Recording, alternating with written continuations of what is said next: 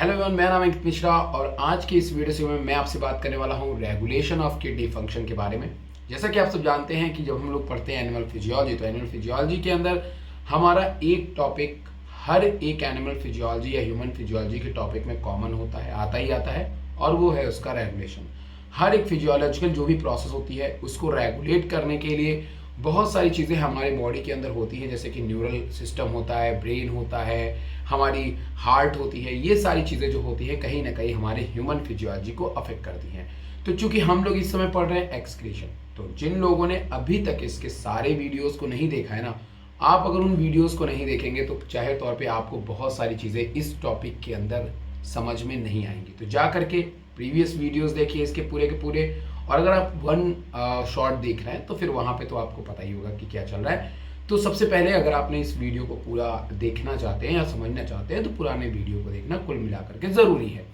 जैसा कि आप सब जानते हैं कि अभी लास्ट वीडियो में मैंने आपको वुमेन कैप्सूल के फिल्ट्रेशन के बारे में बताया। फिर मैंने बताया कि जो हमारी रेनल ट्यूब्यूल्स होती हैं, उन रेनल ट्यूब्यूल्स के अंदर हमारा यूरिन का रीअब्जॉर्प्शन होता है, उसका सिक्रीशन होता है। ये सारी चीज़ें मैंने आपको बताई। मैंने कहा था ना आपको कि एक ग्लोमेरुलस होता है जहाँ फिल्ट्रेशन था, और एक आपका रेनल ट्यूब्यूल है जहाँ पे हमने एब्जॉर्प्शन और सिक्रीशन के बारे में देखा था। ठीक है, अब रेनल ट्यूब्यूल क्या होता है कि कभी कभार रेनल ट्यूब्यूल उतनी तेजी से H2O को, वाटर और सॉल्ट को उतनी तेजी से रीअब्जॉर्ब नहीं कर पाती है। मतलब रेनल ट्यूब्यूल के अंदर से के पास में H2O और NaCl थोड़े अमाउंट में पड़ा रहता है, मतलब उसमें ऑलरेडी पड़ा रहता है।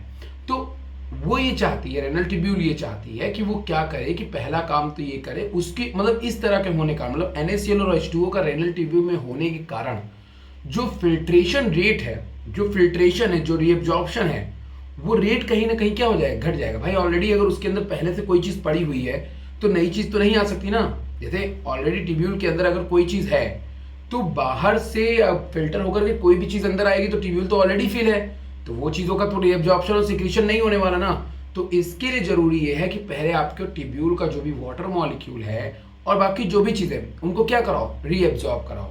तो यही चीज़ आप इस वीडियो में देखेंगे कि जब तक वो चीज़ रीअब्जॉर्ब नहीं होगी दोबारा से फिल्ट्रेशन रेट मेंटेन नहीं होगा। तो रेगुलेशन ऑफ किडनी फंक्शन में हम जनरली ये देखते हैं कि कभी कभी हमारी किडनी में फिल्ट्रेशन रेट या फिर जक्स्टा ग्लोमेरुलर फिल्ट्रेशन या ये जो फिल्ट्रेशन रेट होता है वो कभी कभार घट जाता है, कम हो जाता है। उसके पीछे की बहुत सारी वजह होती हैं, जिसमें से एक वजह मैंने अभी आपको बताया।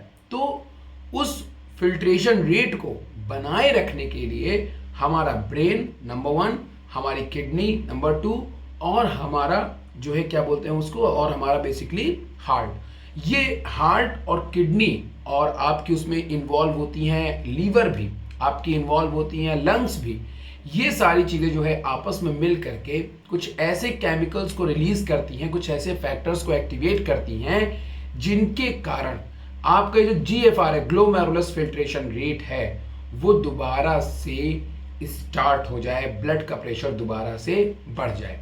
इस चीज को करने के लिए पूरी प्रोसीजर में आप एक पाथवे पढ़ते हैं जिसे हम लोग रेनिन एंजियोटेंसिन पाथवे कहते हैं। अभी हम उसके बारे में डिटेल में बात करेंगे। उसके पहले आपकी जो बॉडी होती है, अब आपकी बॉडी को बहुत सारे फंक्शन के लिए वाटर की रिक्वायरमेंट होती है, और आप सब जानते हैं कि वेदर कंडीशंस भी कहीं ना कहीं हमारी बॉडी के ऊपर या हमारे वाटर के एब्जॉर्प्शन और रीएब्जॉर्प्शन और उसको डाइयूरेट करना, इन सब चीज़ों पे बहुत सारे पाबंदियां लगाती है। जैसे अगर आपका गर्मी का टाइम है तो आपकी बॉडी को वाटर की रिक्वायरमेंट ज़्यादा होगी, उस समय यूरिन के से जो वाटर को निकलने की जो कैपेबिलिटी है, वाटर निकलने का जो अमाउंट है वो कम होगा। But in the case of winter की अगर आप बात करेंगे तो वहां पे वाटर रिमूवल या यूरिन रिमूवल बहुत ज़्यादा होगा।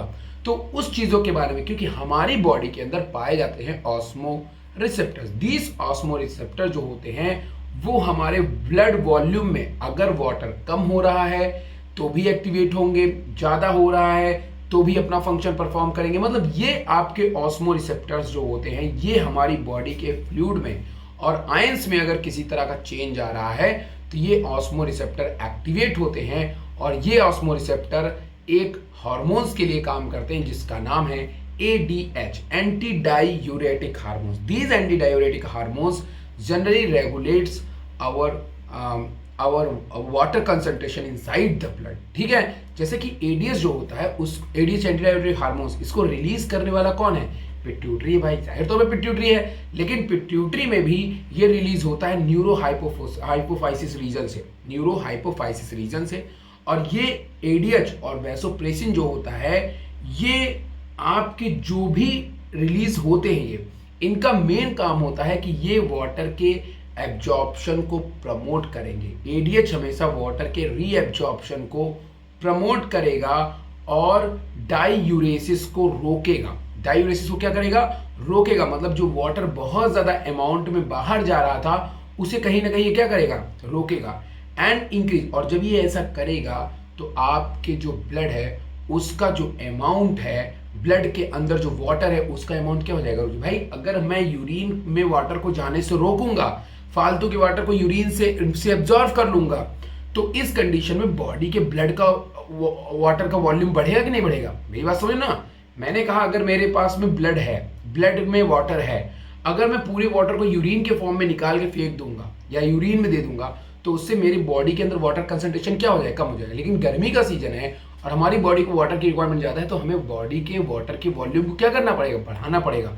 और उस एब्जॉर्प्शन को प्रमोट करता है एडीएच और वैसोप्रेसिन करता है। तो एक तरफ वाटर लेवल को मेंटेन करना है और दूसरा रेगुलेशन क्या है?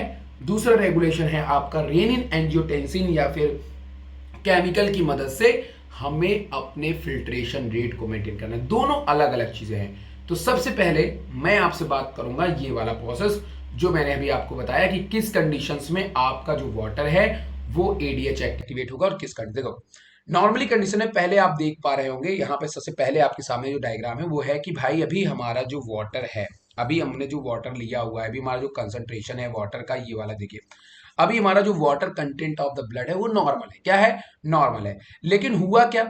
हुआ यूं कि अगर मान लीजिए कि हमने ज्यादा पानी पी लिया, टू मच वाटर ड्रिंक, अगर हमने ज्यादा पानी पी लिया और हमारी बॉडी के अंदर वाटर का कंसंट्रेशन बहुत ज्यादा है, तो ऐसी सिचुएशन में क्या होता है कि जो आपका water content of the blood है वो हाई हो गया। ब्लड के अंदर वाटर कंटेंट क्या हो गया? हाई हो गया।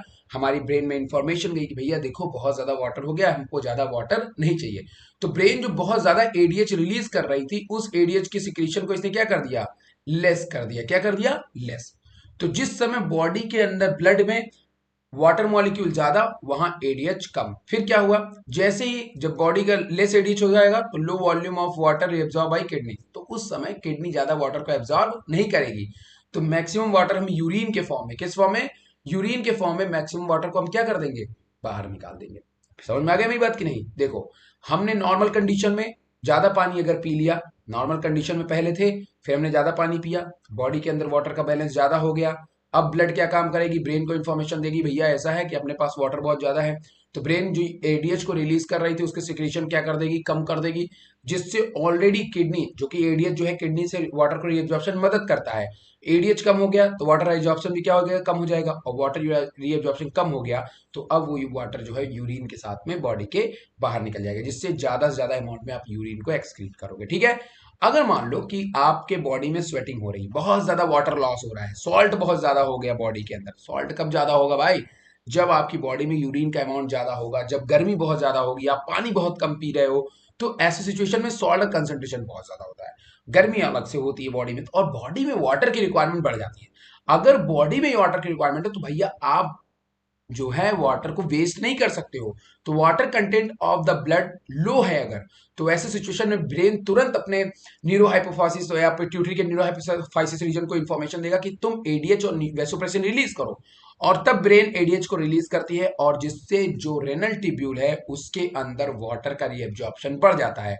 और वाटर के रीएब्जॉर्प्शन बढ़ने का यूरिन कंसंट्रेशन कंसंट्रेटेड हो जाता है, उतने अमाउंट में हम यूरिन को बाहर नहीं निकालते। तो गर्मियों में हमें यूरिनेशन कम होती है और ठंडियों के अंदर हमें यूरिनेशन ज्यादा होती है। That is depend upon blood water volume inside the blood. तो ये बात आपको बेसिकली समझ में आ गई होगी।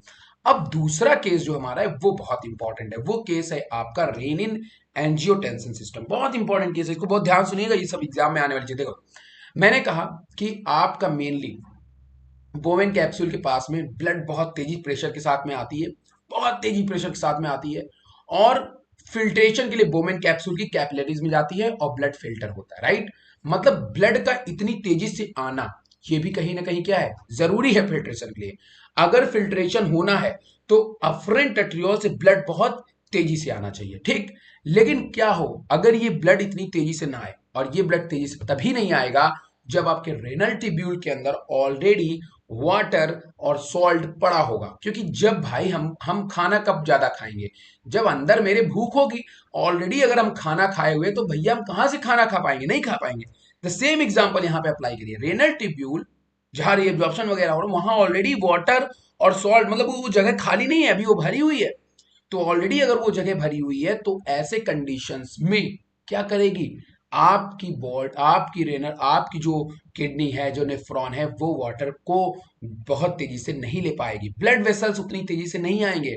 तो ऐसी सिचुएशन में जैसे ही जीएफआर कम होता है, जैसे ही ब्लड प्रेशर कम हुआ, ड्रॉप इन ब्लड प्रेशर, देखिए लिखा हुआ है ड्रॉप इन ब्लड प्रेशर। अगर मान लीजिए कि ब्लड प्रेशर ड्रॉप हो गया, drop in body drop in fluid volume, अगर ये सारी चीजें आपके ग्लोमेरुलस और ब्रोमेन कैप्सूल रीजन में हुई, तो ऐसे सिचुएशन में आपकी किडनी जो होती है वो एक केमिकल रिलीज करती है जिसका नाम है रेनिन। क्या नाम है? रेनिन।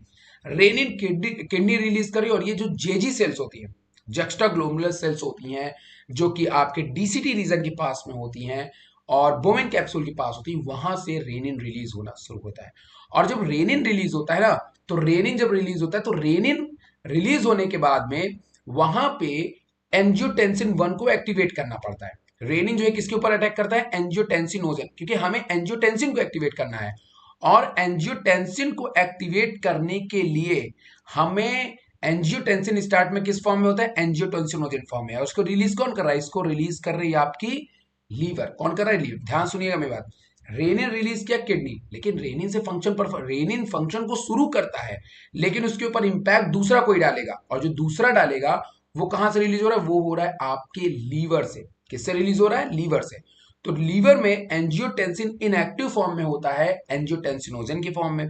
तो रेनिन आया, रेनिन ने एंजियोटेंसिनोजन से एक्टिवेट रिएक्शन किया और उसने बना लिया एंजियोटेंसिन 1, ठीक। दीज एंजियोटेंसिन 1 कन्वर्ट हो गया लंग्स में, एक एंजाइम होता है जिसको बोलते हैं एंजियोटेंसिन कन्वर्टिंग एंजाइम, वो लंग्स से रिलीज हुआ और एंजियोटेंसिन 1 और ACE मिलकर के आपस में ये बना लिए एंजियोटेंसिन 2।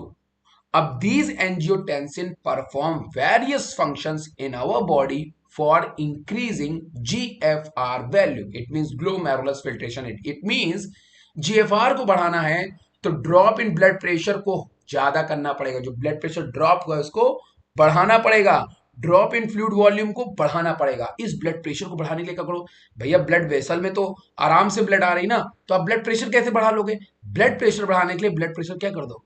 छोटा कर दो। हार्ट रेट को क्या कर दो? बढ़ा दो। बस यही तो काम ये कर रहे हैं।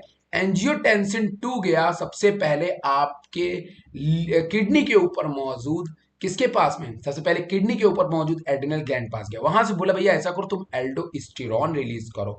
और जब एल्डोस्टेरॉन रिलीज हुआ ना, तो एल्डोस्टेरॉन के रिलीज होने से आपके ब्लड प्रेशर ज्यादा हो गया, नंबर 1।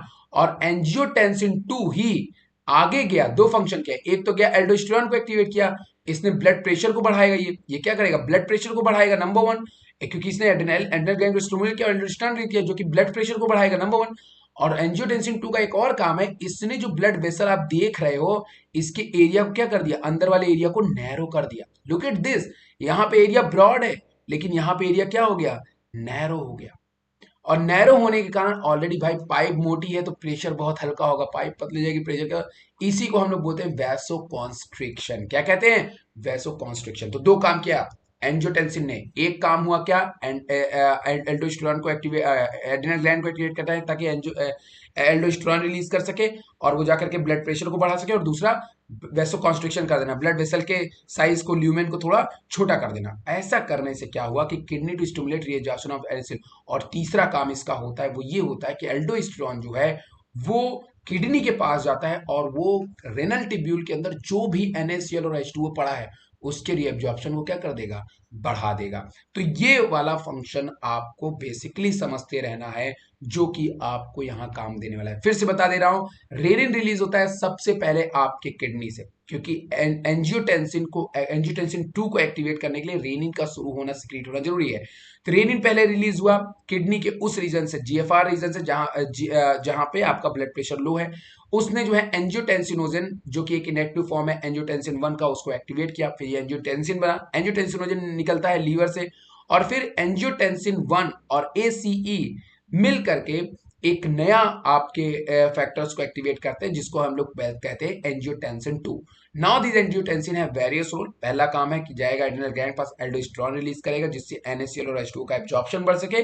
और इसका दूसरा काम यह है कि ब्लड प्रेशर को बढ़ाने के लिए ब्लड वेसल्स को नैरो कर देता है, वैसो कॉन्स्ट्रिक्शन कर देता है, जिससे ब्लड प्रेशर बढ़ जाता है और दोबारा से GFR लेवल क्या हो जाता है, मेंटेन हो जाता है। तो ये है रेनिन एंजियोटेंसिन पाथवे, और आपको पहला वाला बताया ऑस्मोरेगुलेशन वाला। होपफुली आपको ये चीज समझ में आ गई होगी।